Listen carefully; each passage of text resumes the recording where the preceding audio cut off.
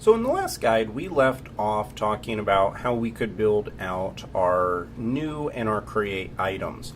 And we did quite a bit of code writing in that, and so hopefully you don't feel too overwhelmed by it. And what I am happy about is what we're going to talk about in this guide is going to be very similar. So if you feel like you're in a little bit of a blur, don't worry. We're going to do a lot of repetitive action here, and hopefully that'll kind of solidify the processes that we're looking to implement. So the next set of features that we're going to be building in is the edit and the update feature. So the first thing that we're going to do, we already know based on what we did with new that we need a edit page. So we need a edit view, and so I'm going to come right here, click new file, then create a file called edit.html.erb. Now I'm going to do something that we're going to come back and fix later on, but I am going to pretty much just copy everything inside of here and put it inside of the edit file. The only difference is I'm going to say edit this portfolio item, and this is going to be all that we need here. Now eventually, this is a very bad practice to simply copy and paste and have duplicate code throughout your entire application. So later on I'm going to show how we can create partials in order to have shared files. So essentially our new and our edit files will only have the title, and then they'll call this form as a partial, which is following the convention that the scaffold did as well.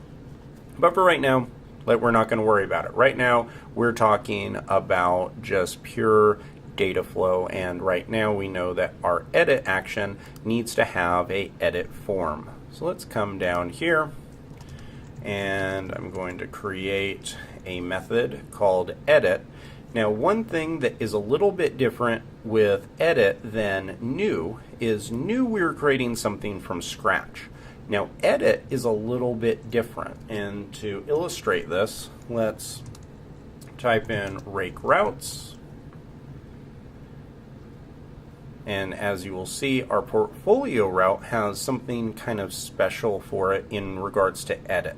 So if you come to edit portfolio, so this line right here, the URI pattern is going to be portfolios/ID/edit, but notice this little ID right here. What this means is we need to actually pass in an ID so the portfolio knows what to edit. And I think that's pretty logical. When we were creating something new, we didn't have anything that we had to look up, but here our system can't just randomly pick out a item to edit. It needs to be told what it is, and the start point for that is right here in the route. So inside of the route, we are going to grab that ID. So that is going to be one of the very first things that we need to do, and we have a little bit of a hint on how to do it. If you come down to the blogs controller, we have this set blog method. Remember, this is the before action method, and it gets shown for all of these items, but I'm not going to do a separate method for this yet. We'll refactor that later. For right now, I'm just going to call this, and we're going to call it portfolio item. Set it equal to portfolio find params ID. So what this is essentially doing here is it's looking in the parameters, and the params are the URI. So whenever, the way that this works is when you go to a site, so when you go to this application and you type in something like portfolios/1/edit, it's going to look at the params, and it's going to know that this ID of 1 is what to look up. So right here, params ID is going to be whatever the value is. So this could be 1, it could be 5, it could be 5,000. Whatever the ID is, it's going to be passed into there, and then we are going to find it. Now this part is still a little bit fuzzy because we haven't gone over how to query items. I'm going to start up the Rails console here, and we'll see what this looks like in just kind of a core text basis before we go into the application. So if I want to find a portfolio item, there's a few ways of doing it. I could do portfolio.last, and this is going to bring up the very last portfolio item. But there's also a much better way of doing this when you want to get specific. This only brings up the last item, which is fine for debugging purposes and just to see what the last item in the database is, but usually you want to find a specific item.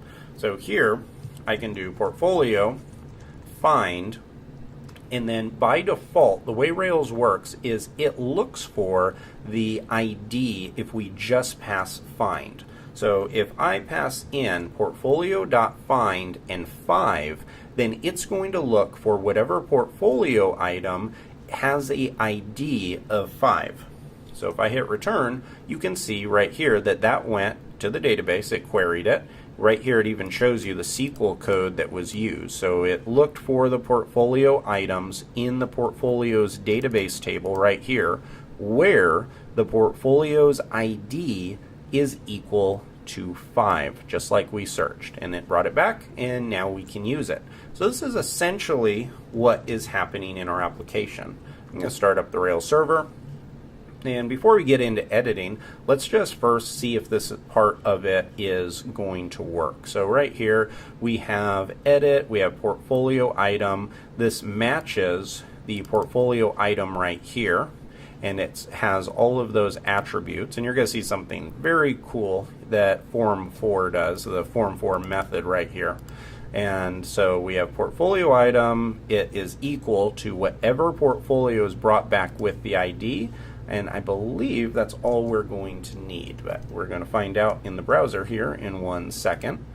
So if I come here and I go to portfolios/5/edit, we'll see if this works, and it does. And look at this. Not only did it bring this up, but it actually, Rails is smart enough to go and perform a sub-database query that goes and finds that item and populates it inside of our form. So all of those items that are in the database get plugged into the system. And the reason why this is possible, or how this is possible, is this Form 4 method.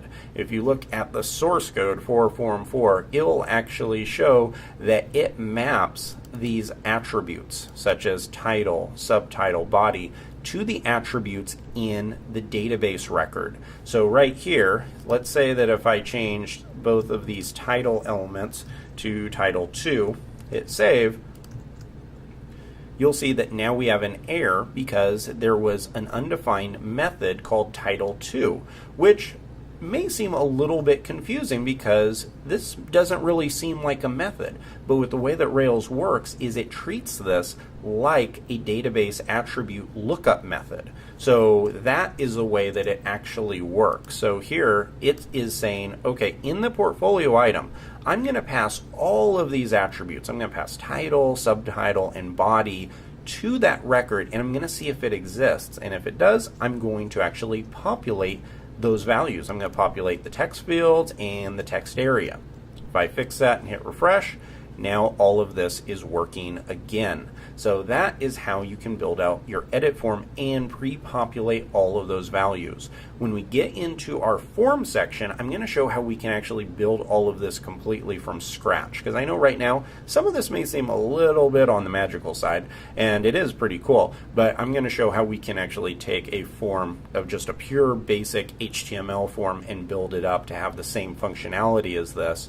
But I think it's very important to understand what this does for us because it comes in very handy.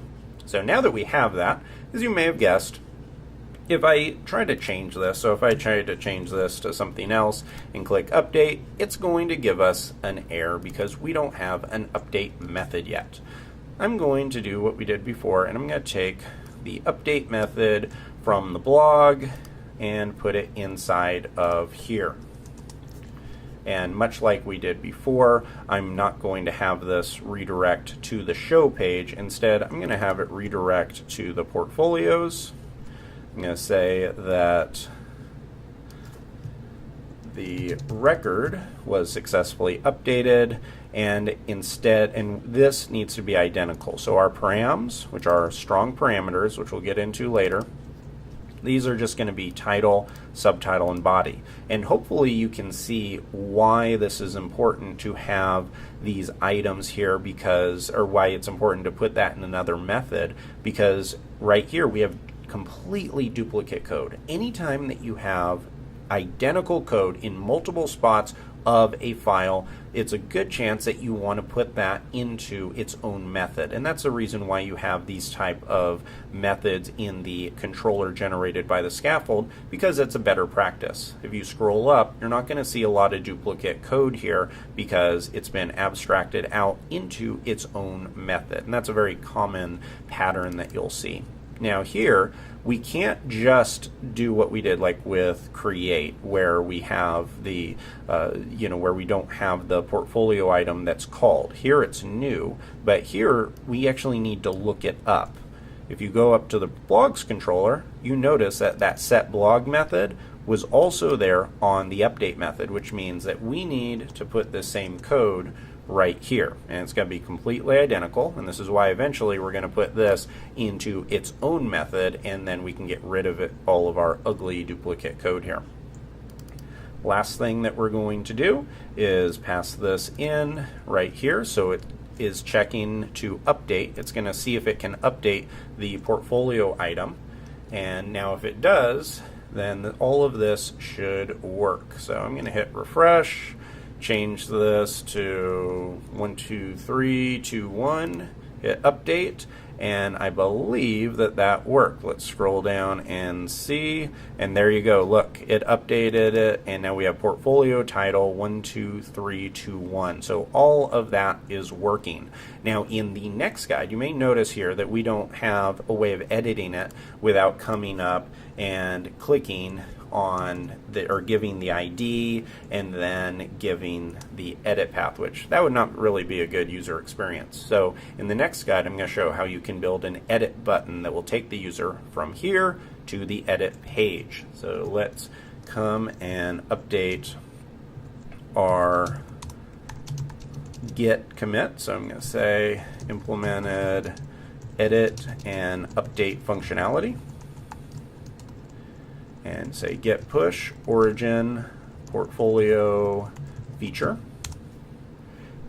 and we're good to go. I will see you in the next video.